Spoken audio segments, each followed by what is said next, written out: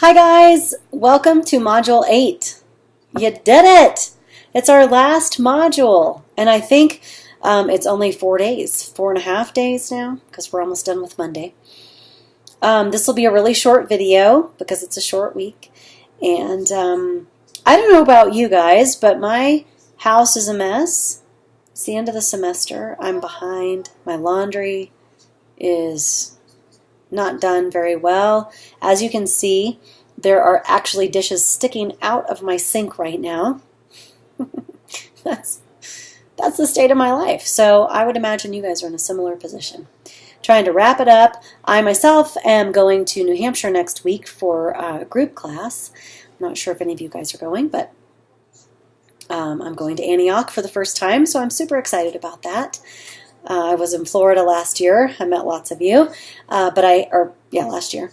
But I haven't been to Antioch yet, so I'm really excited to go see campus, and probably you all have already done that. I don't know.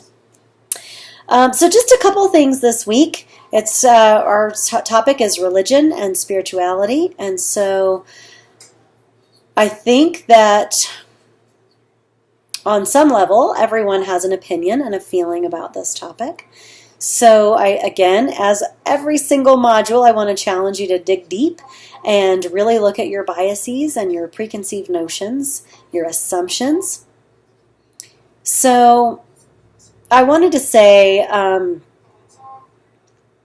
one thing that I think is really important, that when we are working with clients, that we're not afraid to address the topic of religion and spirituality.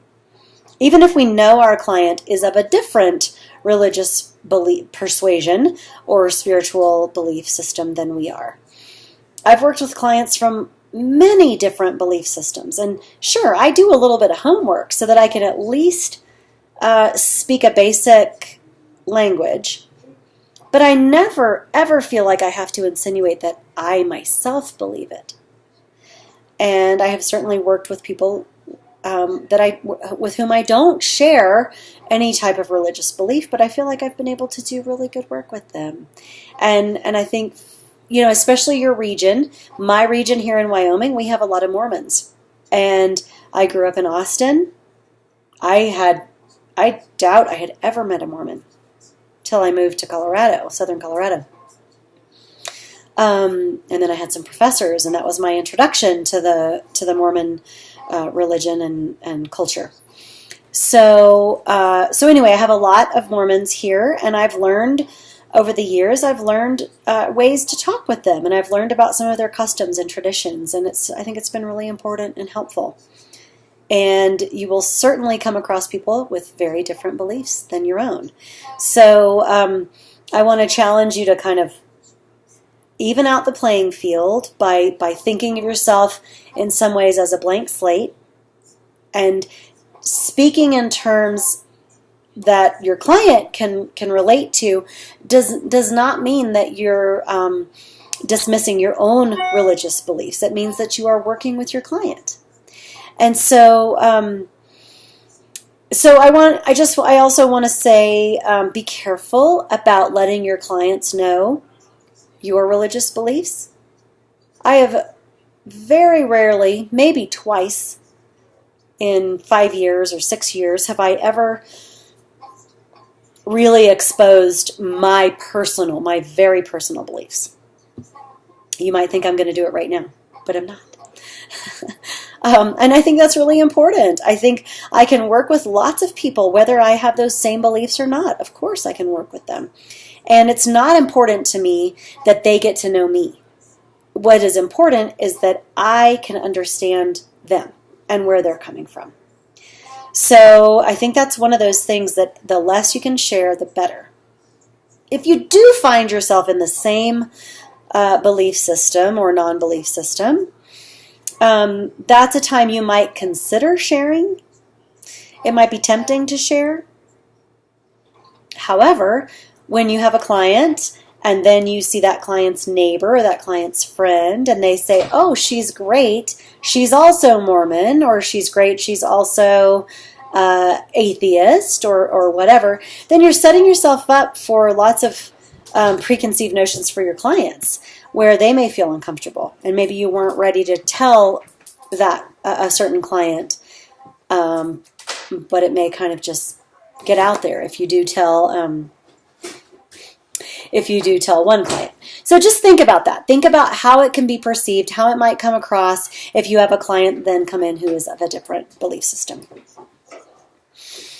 So what I said in the beginning is I want you to be comfortable inquiring about this. And so I wanted to tell you what I do on my intake with clients is, I do an intake with my clients. I have my laptop and I'm just kind of going through some questions to help me get to know them. And on my intake form, I ask them, what, if any, role does spirituality or religion play in your life? And I feel like that opens it up that maybe they used to be Catholic, but they're not. And so there's no judgment. Or maybe they're struggling with their religion or the role that religion plays in their life. Or maybe they are very committed to their religion. So I feel like that really opens it up to almost anything. I'm sure that it's not completely inclusive, as we find that there's always room to grow. But that's what I say to my clients. And it seems to really open it up for them to let me know how they feel and what they believe and where they're from and what they might be struggling with. So I also wanted to briefly mention the paper that's coming up. There's a great description, and I know a couple of you asked me to open the module early. I'm so sorry. One of you, I didn't get the email. I just didn't check it during that time. And also, I don't exactly know how to open it up. They have that very kind of locked down. Maybe I know, but anyway, I don't know that I would have been able to do it anyway. So I'm sorry about that. I know maybe some of you would have appreciated more time for this. But the description, as I think it was also in a previous module, is really good. So think about that. Look at the description of the assignment, and it has these bullet points. Those can become your headings, right? In graduate school, that's what we do.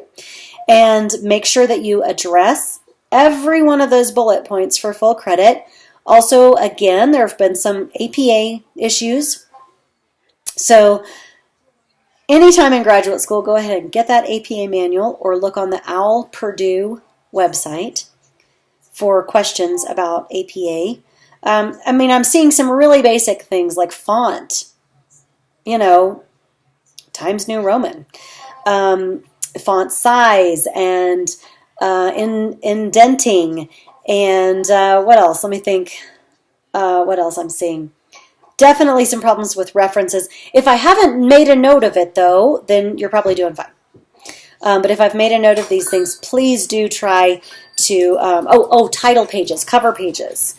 I'm seeing some random information on there that doesn't belong on a cover page or a title page. So be careful about that. Look and see what it's supposed to be, as well as headings. There are distinct level of headings. They kind of go like this, and then like this, and like this, and some of them have one period, space, and then you start. Some of them have A, some of them don't have it, some of them are bolded, some are not bolded, so some are italicized. So really pay attention to those things. Those are that's basic graduate school level writing. And again, if you are doing fine, then that means I have not written any notes. But if I'm writing notes like watch your APA or this is not APA, go ahead and double check that as you're starting to probably wrap up your papers, or at least you're in the middle of them. Not sure where you are. So let's see. They are long. I will give you that. They're long papers and they have a lot of references. So again, double check your APA references. This is kind of your culminating paper. So I want it to reflect your APA learning as well. Let's see. I think that is about all that I have to say for today. Really short, concise video. So I hope you all have enjoyed this class. I've certainly enjoyed being on your cultural and social diversity journey. I know for me this class really stuck with me, and I think about it a lot, and I learned a lot about myself, and that is my wish for you. My hope is that some of the things that you've learned here, some of the things that you've learned about yourself will benefit you in your practice or in your schools or whatever field you are specifically going into. So thank you very much, and I look forward to reading all of your upcoming papers. All right, have a great rest of your week, guys. We're in the home stretch.